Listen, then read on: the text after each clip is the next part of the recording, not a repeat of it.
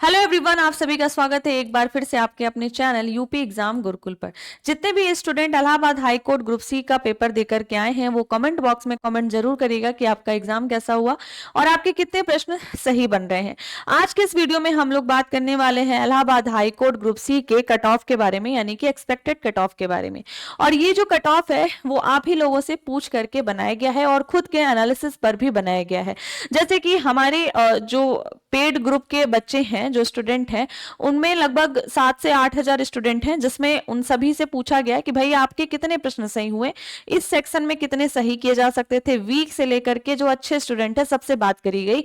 तो इसको बात करने के बाद और खुद पेपर देखने के बाद ये एनालिसिस किया गया है और ये एक्सपेक्टेड है। ये 2-3 क्वेश्चन ऊपर नीचे भी हो सकता है, उससे कोई भी प्रॉब्लम आपको नहीं होनी चाहिए। ठीक है, बढ़ते हैं इस वीडियो में। सबसे पहले हम बात करेंगे कि इलाहाबाद हाई कोर्ट के बारे में। अगर ग्रुप सी के बारे में बात करते हैं, टोटल पोस्ट 1054 पद यहां पर निकाले गए थे, जिसमें कुछ पोस्ट जूनियर असिस्टेंट और कुछ पेड अप्रेंटिस के देखने को मिले थे। जूनियर असिस्टेंट के 932 और पेड अप्रेंटिस के 122 पोस्ट देखने को मिले थे, यानी कि टोटल ग्रुप सी में 1054 पद आपको देखने को मिला था। टोटल फॉर्म जो है 2,34,512 फॉर्म फिल किए गए थे। ये डेटा आपको गवर्नमेंट साइट पे मिल जाएगा कहीं से भी। ये डेटा उन्हीं लोगों की तरफ से आया था कि भाई टोटल फॉर्म जो है 2,34,000 भरे गए थे, जिसमें पेपर में जो बच्चे आए थे, जो स्टूडेंट आए थे, वो टोटल 60% स्टूडेंट ने पेपर जो है अटेम्प्ट किया था, यानी कि दिया था। अच्छा, कहीं भी जब आप पेपर देने जाते हो तो जितने भी स्टूडेंट अपेयर होते हैं उसमें से 50% आप निकाल दो। क्यों निकाल दो? क्योंकि 50% स्टूडेंट ऐसे होते हैं, भाई एग्जाम देने जा रहा है, चलो हम भी फॉर्म फिल किए, हम भी चले जाएंगे, घूम आएंगे। ठीक है, या फिर कुछ लोग तो चालाकी से चले जाते हैं घूमने कि भाई वहां पे जाएंगे तो उनसे मिलाएंगे, बुआ के घर चले जाएंगे, मामा के घर चले जाएंगे, इसी बहाने मिल भी लेंगे। और कुछ लोग ऐसे होते हैं कि हाँ, उनके मम्मी पापा फोर्स कर रहे हैं, भैया पेपर आया है, ये तुम फॉर्म फिल कर दो, तुम्हें पेपर देना है। तो कुछ ऐसे होते हैं, है ना। और कुछ तो पढ़ने में इतने वीक होते हैं कि उनका वैसे ही नहीं होता है ना। और कुछ के ओएमआर गलत हो जाते हैं। ठीक है, ओएमआर रिजेक्ट हो जाते हैं क्योंकि वो एक ही क्वेश्चन में 2-3 सर्कल फिल कर देते हैं गलती से। तो ऐसे करके अगर आप 50% स्टूडेंट को निकाल लेते हो तो लगभग आपका यहाँ पे 1,40,000 स्टूडेंट जो है यहाँ पर फॉर्म जो है, मतलब एग्जाम जो है वो देने बैठे थे, जिसमें से आप 50% तो हटा दो। मान के चलिए कि 70 से 75 हजार या 70 से 80 के बीच में आपका जो कंपटीशन है वो रहने वाला है। ठीक है, तो 70,000 स्टूडेंट जो है मान के चलो कि आपको कंपटीशन दे रहे हैं, जिसमें से 1054 पद यहां पर देखने को मिलेगा और उसमें आपको कंपटीशन में आपको बैठना है। अच्छा, अब बात करते हैं कि कौन कौन से सेक्शन थे और किस सेक्शन में आपके कितने क्वेश्चन सही होने चाहिए थे, लगभग अप्रॉक्स। बात करते हैं हिंदी की। जब हिंदी के बारे में हम लोगों ने कुछ स्टूडेंट से बात करी तो कुछ ऐसे स्टूडेंट मिले हिंदी में जिनका हिंदी बहुत अच्छा था। एक होता है ना कि मेरी हिंदी बहुत अच्छी है, ठीक है, उनसे भी बात की गई। और एक ऐसे स्टूडेंट से बात की गई जिसकी हिंदी वीक थी और दूसरे सब्जेक्ट अच्छे थे। तो हमने ये पाया कि भाई जो जिसकी हिंदी बहुत अच्छी थी, उन्होंने कहा कि मैम मेरी हिंदी बहुत अच्छी है, बहुत अच्छी है, और मेरे एक प्रश्न गलत हुआ हिंदी में। और जो स्टूडेंट वीक था उसने बोला कि मैम मेरा हिंदी में 3 प्रश्न गलत हुआ है। तो हमने उसके बीच का एक अप्रॉक्स निकाला और हमने क्या बोला कि भैया 2 प्रश्न मैक्सिमम गलत किए जा सकते हैं हिंदी में, है ना। तो उस हिसाब से अगर आप हिंदी का पेपर देखें तो हिंदी में 25 में से टोटल आप 23 क्वेश्चन अच्छे से अटेम्प्ट कर सकते हैं। ठीक है, तो ये अनुमानित प्रश्न ऐसे हैं जो आपसे ही पूछ करके यहां पर अनुमान लगाया गया है। अंग्रेजी की बात करते हैं। उन स्टूडेंट से पूछा गया जिनकी अंग्रेजी स्ट्रांग है और जिनकी इंग्लिश बहुत वीक है, जो बिल्कुल बेसिक पढ़े हैं और पढ़ करके एग्जाम में बैठ गए थे। तो उनके हिसाब से कुछ जो जिनका बेसिक है, मतलब जिनका बहुत ही ज्यादा वीक है, जिनको इंग्लिश बिल्कुल नहीं आती है और वो मात्र 1 महीने या 15 दिन में पढ़ करके पेपर दिए हैं, उनसे बात करने पर यह पता चला कि मैम हमारा जो है लगभग 15 क्वेश्चन हमने सही कर लिया है। और कुछ ऐसे भी स्टूडेंट थे जिनकी इंग्लिश अच्छी थी, उनका लगभग 6 से 7 क्वेश्चन यहाँ पर गलत होने के चांसेस थे। तो मैंने एक अप्रॉक्स कैलकुलेशन किया जिससे हमें ये लगा कि अगर आप 25 में से 18 क्वेश्चन हिंदी में कर लेते हो बिल्कुल सही तो गुड अटेम्प्ट आप यहाँ पर लेकर के चल सकते हैं, मतलब सेफ जोन में अपने आप को आप रख सकते हैं। जीके जीएस की बात करते हैं। देखिए जीके जीएस ऐसा सब्जेक्ट है कि हाँ कुछ लोगों को बहुत अच्छे से आता है और इसमें टाइम भी नहीं लगता है ना। तो ऐसे स्टूडेंट जिनका जीके जीएस बहुत अच्छा था और वो शुभांशु सर से बहुत काफी समय से भी पढ़ रहे थे, और ऐसे स्टूडेंट जो बिल्कुल ऐसे थे कि यार थोड़ा थोड़ा कुछ लाइटली पढ़ लेंगे आ जाएगा वाले स्टूडेंट थे। तो बात करने पे ये पता चला कि भाई लगभग अगर आप 25 में से 4 प्रश्न गलत कर देते हो है ना, तो 21 प्रश्न अगर आपके सही हैं, मान के चलो 20 से 22 रख लो है ना, 20 से 22 के बीच में अगर आपके प्रश्न सही हैं तो आप इसको गुड अटेम्प्ट में रख सकते हैं। अच्छा, बात करते हैं मैथ्स की। कुछ स्टूडेंट ऐसे थे जिनका मैथ बहुत अच्छा था और कुछ ऐसे थे जिनका मैथ बहुत वीक था और अदर सब्जेक्ट जो है अच्छा था। तो आप देखिए जिसका मैथ अच्छा है वो मैथ में अच्छा करेगा, जिसकी हिंदी अच्छी है वो हिंदी में पूरा अटेम्प्ट करेगा। तो इस तरह से आपके सेक्शन भी आपको फायदा देता है कि भाई अगर आपका मैथ अच्छा है तो आप मैथ पहले अटेम्प्ट करते हो, मैथ में ज्यादा से ज्यादा क्वेश्चन अटेम्प्ट कर लेते हो है ना।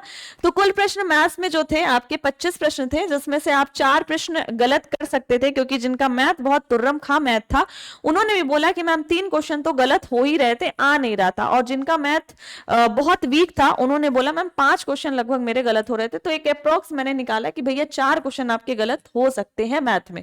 बेस्ट अटेम्प्ट की बात करें कि अगर आप 25 में से 20-21 क्वेश्चन के बारे में लगभग यहां पर हो तो आप बेस्ट अटेम्प्ट माने जाओगे या फिर आप अपने आप को सेफ जोन में रख सकते हैं। अच्छा, यहाँ पर हम स्टूडेंट की बात करते हैं, ऐसे स्टूडेंट जो मतलब एवरेज है, पढ़ने में भी तेज है, एवरेज है, जिनका मतलब गुड अटेम्प्ट हम रख सकते हैं कि भाई वो अपने आप को सेफ जोन में रख सकते हैं और टाइपिंग की तैयारी कर सकते हैं। जीके जीएस 21 प्रश्न, मैथ्स 21 प्रश्न, हिंदी 23 प्रश्न, और बात करते हैं इंग्लिश की तो 18 प्रश्न यहाँ पर गुड अटेम्प्ट माने जा रहे हैं, जिसमें आप यहाँ पर देख रहे हो कि 83 प्रश्न यहाँ पर अगर आपके सही होते हैं तो आप सेफ जोन में अपने आप को रख सकते हो। हम ये कहेंगे कि 83 नहीं, आप 83 से ऊपर चले जाओ, यानी कि 85 कर लो, 86 कर लो। 83 से अगर आप ऊपर रहते हो है ना, 83 से ऊपर ही मानना अपने आप को, 2-3 क्वेश्चन ऊपर ही रखना है ना, तभी आप अपने आप को सेफ जोन में रखिएगा और आप टाइपिंग के लिए तैयार रहिएगा। ऐसा नहीं है कि 83 वाले नहीं या फिर 81 वाले नहीं, कर सकते हैं, चांसेस हैं, लेकिन जो सेफ जोन है कि हाँ ये इन बच्चों का तो मतलब पक्का है कि हो जाएगा, तो आप 84-85 तक जा सकते हैं क्वेश्चन है ना। अच्छा, जो एएससी यानी कि इलाहाबाद हाई कोर्ट के जो पेड ग्रुप के स्टूडेंट हैं जिन्होंने बैच ले रखा था ऑलरेडी, उनको पहले ही से एसएसजी गुरुकुल द्वारा बता दिया गया था कि भाई आपको किसी भी बैच पर 50% का डिस्काउंट दिया जाएगा, क्योंकि आप हमारे पेड स्टूडेंट है ना, आप हमारे ग्रुप के बच्चे, आप हमारे स्टूडेंट हैं, तो आपको 50% का डिस्काउंट मिलेगा। लेकिन ये डिस्काउंट केवल और केवल 10 जनवरी तक ही वैलिड है, तो आप 10 जनवरी के पहले इसका आप फायदा उठा सकते हैं। किसी भी कोर्सेज पे 50% का डिस्काउंट ले सकते हैं। इसके लिए आपको AHC50 code, coupon code use करना होगा, जिससे आप किसी भी कोर्सेज पर 50% का डिस्काउंट ले सकते हैं। अच्छा, अब अगर हम बात कर लेते हैं कि भाई जो लास्ट ईयर की कट ऑफ थी वो कितनी थी और जो एक्सपेक्टेड कट ऑफ हमने देखा है वो क्या रह सकती है। लास्ट ईयर की कट ऑफ आपको जनरल कैटेगरी की 75 प्रश्न, ओबीसी का 73, एससी का 67 और एसटी का 62 प्रश्न देखने को मिला था।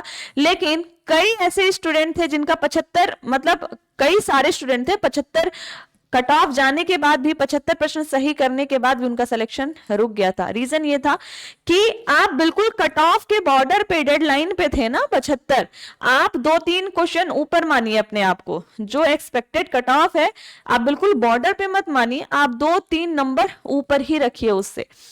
एक्सपेक्टेड कट ऑफ 2024 की अगर हम बात करते हैं जनरल कैटेगरी की, तो आप 82 + -2, माइनस मत लगाओ, हम कह रहे हैं +2 करो, और 82 भूल जाओ, 84 पे आओ है ना, 84 पे आओ। अगर आपका 84 है, 84 आपके क्वेश्चन सही हो रहे हैं है ना, आप अपने प्रश्न मैच कर लीजिएगा कौन कौन से क्वेश्चन गलत है कौन से सही है। तो अगर आपके 84 क्वेश्चन सही हो रहे हैं तो आप टाइपिंग के लिए ट्राई करिए और टाइपिंग करना अभी से चालू कर लीजिए, प्रैक्टिस करें।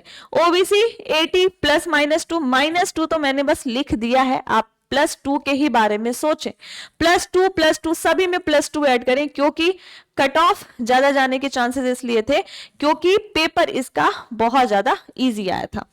एससी का 76 plus minus 2, EWS 80 plus minus 2, और बात करते हैं एसटी की 71 प्लस माइनस 2।